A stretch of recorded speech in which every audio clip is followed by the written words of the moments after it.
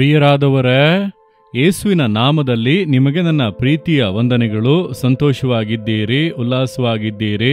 ನಿಮ್ಮ ಮುಖವನ್ನು ನೋಡಿದರೆ ತಿಳಿಯುತ್ತದೆ ಇಂದು ಸಂತೋಷವಾಗಿ ಇದ್ದೀರಿ ಎಂದು. ಆ ರೀತಿಯೆಲ್ಲ ಇಲ್ಲ, ಸ್ವಲ್ಪ ಸೋಲಲ್ಲೇ ಇದ್ದೇನೆ ಅನ್ನುತ್ತೀರಾ? ಸೋತು ಹೋದವರನ್ನು ಬಲಪಡಿಸುವುದಕ್ಕೆ ತಾನೇ ದೇವರು ನಿಮ್ಮೊಟ್ಟಿಗೆ ಮಾತನಾಡುತ್ತಾ ಇದ್ದಾರೆ. ಸಂತೋಷವಾಗಿರಿ, ಎಲ್ಲವೂ ಒಳ್ಳೆಯದಾಗಿಯೇ ನಡೆಯುತ್ತದೆ. ಇಂದು ದೇವರು ಎಲ್ಲವನ್ನು ತಲೆಕೆಳಕಾಗಿ ಬದಲಾಯಿಸುವರು. ಯಾವುದಕ್ಕೆ ನೀವು ಭಯಪಡುತ್ತಿದ್ದೀರೋ ಅದೆಲ್ಲ ಒಳ್ಳೆಯದಾಗಿಯೇ ಬದಲಾಗುತ್ತದೆ. ಅದಕ್ಕೆ ತಾನೇ ದೇವರು ನಿಮ್ಮೊಟ್ಟಿಗೆ ಮಾತನಾಡುತ್ತಾ ಇದ್ದಾರೆ. ಮತ್ತ್ಯಾಕೆ ಭಯಪಡಬೇಕು? ಯೇಸುವಿನೊಂದಿಗೆ ನಡೆಯುತ್ತಾ ಇದ್ದೀರಲ್ಲ, ಆತನ ಕೈ ಹಿಡಿದುಕೊಂಡು ನಡೆಯಿರಿ.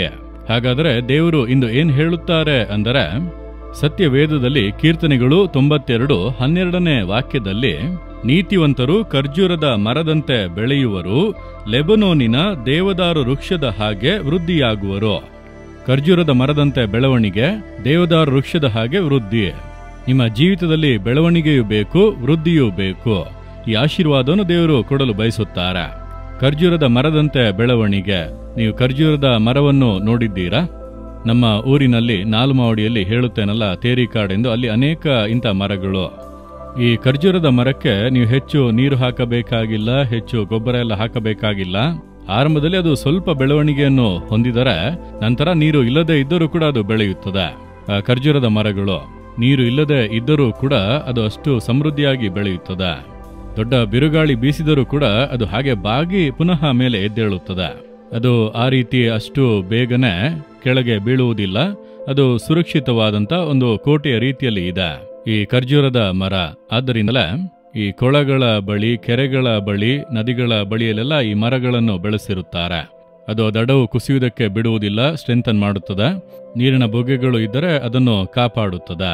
ಆ ರೀತಿ ಸಮೃದ್ಧಿಗೊಳಿಸುತ್ತದೆ. ನಿಮ್ಮ ಜೀವಿತ ಆ ರೀತಿ ಇರಬೇಕು, ಸಮೃದ್ಧಿಯಾಗಿ, ಕೊರತೆ ಇಲ್ಲದೆ ಇರಬೇಕು. ಅಷ್ಟೇ ಅಲ್ಲ, ದೇವದಾರು ವೃಕ್ಷ ಬಹಳ ಉದ್ದನೆ ಸಮೃದ್ಧಿಯಾಗಿ ಬೆಳೆಯುವುದು. ಆ ರೀತಿಯಾಗಿ ನೀವು ಸಮೃದ್ಧಿಯಾಗಿರುವಿರಿ, ಬೆಳೆಯುವಿರಿ. ಈ ಎರಡು ಆಶೀರ್ವಾದಗಳನ್ನು ದೇವರು ಕೊಡಲು ಬಯಸುತ್ತಾರೆ. ನಿಮ್ಮ ಜೀವಿತದಲ್ಲಿ ಒಳ್ಳೆ ಸಮೃದ್ಧಿ. ನೋಡು, ಬಹಳ ಸಮೃದ್ಧಿಯಾಗಿ ಇದ್ದಾರೆಂದು ಹೇಳುತ್ತಾರಲ್ಲ, ಇವರು ನೋಡಿ ಬಹಳ ಬಡತನ, ಕೊರತೆ ಆ ರೀತಿಯಾಗಿ ಅಲ್ಲ. ಒಳ್ಳೆ ಸಮೃದ್ಧಿಯಾದ, ಕೊರತೆ ಇಲ್ಲದ ಜೀವಿತ. ಆ ರೀತಿ ಆಡಂಬರದ ಜೀವಿತ ಅಲ್ಲ, ಯಾವುದೇ ಕೊರತೆ ಇಲ್ಲದ ಸಮೃದ್ಧಿಯಾದ ಜೀವಿತ. ನಂತರ ದೇವದಾರು ಮರದ ಹಾಗೆ ವೃದ್ಧಿ. ಓದುತ್ತಾ ಇದ್ದರೆ ಓದಿನಲ್ಲಿ ವೃದ್ಧಿ, ಕೆಲಸ ಮಾಡುತ್ತಿದ್ದರೆ ಅದರಲ್ಲಿ ವೃದ್ಧಿ, ಬಿಸ್ನೆಸ್ ಮಾಡಿದರೆ ಅದರಲ್ಲಿ ವೃದ್ಧಿ. ನೀವು ಎಲ್ಲಿ ಇದ್ದೀರೋ ಅಲ್ಲಿ ಒಳ್ಳೆ ಉನ್ನತವಾಗಿ ಇರುವಿರಿ. ಈ ಆಶೀರ್ವಾದವನ್ನು ದೇವರು ಕೊಡಲು ಬಯಸುತ್ತಾರೆ. ಅದಕ್ಕೆ ಒಂದೇ ಒಂದು ಕಾರ್ಯ ಅಷ್ಟೇ, ನೀತಿವಂತರು. ಯಾರು ಈ ಆಶೀರ್ವಾದವನ್ನು ಹೊಂದಿಕೊಳ್ಳಬಹುದು ಅಂದರೆ ನೀತಿವಂತರು. ಯಾರು ನೀತಿವಂತರು ಎಂದು ಕೇಳಿದರೆ, ಎಲ್ಲಿ ನೀತಿವಂತರು ಇದ್ದಾರೆ? ಎಲ್ಲೆಡೆ ನೋಡಿರಿ ಬರೀ ಅನೀತಿಯೇ ನಡೆಯುತ್ತಿದೆ. ಲೋಕದಲ್ಲಿ ಅನೀತಿ ಹೆಚ್ಚಾಗಿದೆ. ಆಳುವಂತ ಜನರಿಂದ ಹಿಡಿದು ಎಲ್ಲ ಸಾಧಾರಣವಂತ ಮನುಷ್ಯರು ಕೂಡ ಅನೀತಿಯ ಕುರಿತು ಆ ಚಿಂತೆಯಲ್ಲೇ ಇದ್ದಾರೆ. ಹೇಗಾದ್ರೂ ಹಣ ಸಂಪಾದಿಸಬೇಕು, ಹೇಗಾದ್ರೂ ಮೇಲೆ ಬರಬೇಕು, ಅದಕ್ಕೆ ಏನ್ ಬೇಕಾದ್ರೂ ಮಾಡಬಹುದು, ಯಾರನ್ನು ಬೇಕಾದ್ರೂ ವಂಚಿಸಬಹುದು, ನೀತಿಯಿಂದ ನಡೆಯಬೇಕೆಂಬ ಯೋಚನೆಯೇ ಇಲ್ಲ. ನಾವು ಲೋಕದ ಜನರ ಹಾಗೆ ಇರಬಾರದು. ದೇವರು ಹೇಳುತ್ತಾರೆ, ಆತನು ನೀತಿ ಉಳ್ಳಂತ ದೇವರು. ನಮ್ಮ ದೇವರು ಎಂಥವರು? ನೀತಿ ಉಳ್ಳವರು. ಹಾಗಾದ್ರೆ ನಾವು ಕೂಡ ನೀತಿವಂತರಾಗಿರಬೇಕು. ಆಗಲೇ ನಮ್ಮ ಜೀವಿತದಲ್ಲಿ ಬೆಳವಣಿಗೆ, ವೃದ್ಧಿ ಉಂಟಾಗುವುದು. ಏನೇ ಮಾಡಿದರೂ ನೀತಿಯಿಂದ ಮಾಡಬೇಕು. ಅನ್ಯಾಯ ಇರಬಾರದು, ಅನ್ಯಾಯದ ಸಂಪಾದನೆ ಇರಬಾರದು. ಅನೀತಿಯಿಂದ ನಾವು ವೃದ್ಧಿ ಆಗಬೇಕೆಂಬುದಾಗಿ ಬಯಸಬಾರದು. ಅನ್ಯಾಯವಾಗಿ ಹಣ ಸಂಪಾದಿಸಬೇಕೆಂಬುದಾಗಿ ಅಂದುಕೊಳ್ಳಬಾರದು. ನೀತಿ, ನ್ಯಾಯ, ಅದಕ್ಕೆ ಗಮನ ಕೊಡಬೇಕು. ಯಾಕೆಂದ್ರೆ ದೇವರು ನೀತಿವಂತರು. ಹಾಗಾದರೆ ಈ ನೀತಿವಂತರು ಎಂಬಂತ ಭಾಗ್ಯ ಯಾವಾಗ ಸಿಗುತ್ತದೆ?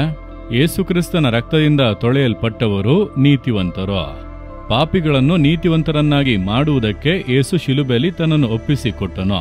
ಹಾಗಾದರೆ ಪಾಪಗಳನ್ನು ಬಿಟ್ಟು ಮನತಿರುಗುವಾಗ ನಾವು ಯೇಸುವಿನ ಕೃಪೆಯಿಂದ ನೀತಿವಂತರಾಗಿ ಬದಲಾಗುತ್ತೇವೆ.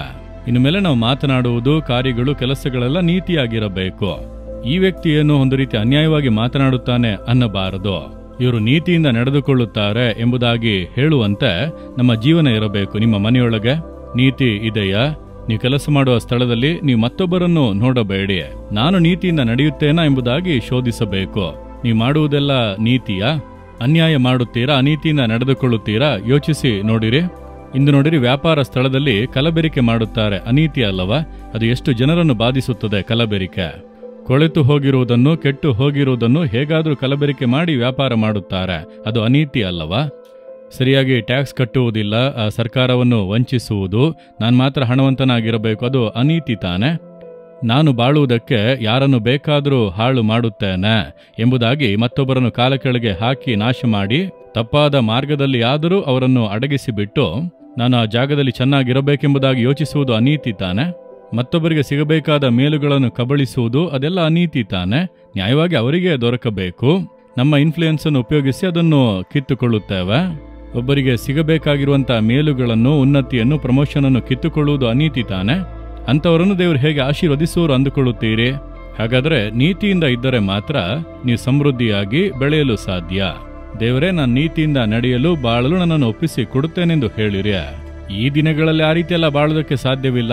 ಸಾಧ್ಯ, ಈ ಕಾಲದಲ್ಲೂ ಸಾಧ್ಯ. ದೇವರು ಸಂಗಡ ಇದ್ದರೆ ಸಾಧ್ಯ. ಆಗ ತಾನೇ ದೇವರು ಆಶೀರ್ವದಿಸುವುದಕ್ಕೂ ಸಾಧ್ಯ. ಹೇಗೆ ಬೇಕಾದರೂ ಬಾಳಬಹುದು ಅಂದರೆ ದೇವರು ಹೇಗೆ ಆಶೀರ್ವದಿಸುವರು? ಆದ್ದರಿಂದ ಮನಸ್ಸಿನಲ್ಲಿ ದೇವರೇ, ನಾನು ನೀತಿಯಿಂದ ನಡೆಯಬೇಕು, ನೀತಿವಂತನಾಗಿ ಇರಬೇಕು, ಅನೀತಿಯಾದ ಕಾರ್ಯಗಳಿಗೆ ಸ್ಥಳ ಕೊಡಬಾರದು, ಸಹಾಯ ಮಾಡಿ ಎಂಬುದಾಗಿ ಕೇಳಿರಿ. ಕರ್ತನು ಕೃಪೆ ಕೊಡುವನು, ನೀವು ಆಶೀರ್ವದಿಸಲ್ಪಟ್ಟು ಉನ್ನತಕ್ಕೇರುವಿರಿ. ಪ್ರಾರ್ಥನೆ ಮಾಡುವಿರಾ? ದೇವರೇ, ನಾನು ಅನೀತಿಯಾದ ಯಾವುದೇ ಕಾರ್ಯಕ್ಕೂ ಅವಕಾಶ ಕೊಡಬಾರದು. ನಾನು ನೀತಿಯಿಂದ, ನ್ಯಾಯದಿಂದ ನಡೆಯಬೇಕು. ನೀವು ನೀತಿಯುಳ್ಳ ದೇವರು, ನಾನು ನೀತಿಯಿಂದ ನಡೆಯಲು ಅರ್ಪಿಸುತ್ತೇನೆ. ನೀವು ನನ್ನನ್ನು ಖರ್ಜೂರದ ಮರದಂತೆ ಬೆಳೆಸಿ, ದೇವದಾರು ವೃಕ್ಷದ ಹಾಗೆ ವೃದ್ಧಿಗೊಳಿಸಿ ನನ್ನನ್ನು ಆಶೀರ್ವದಿಸಿ ಘನಪಡಿಸುವಿರಿ. ನಾನು ನಂಬುತ್ತೇನೆ, ಯೇಸುವಿನ ನಾಮದಲ್ಲಿ. ಆಮೇನ್, ಆಮೇನ್.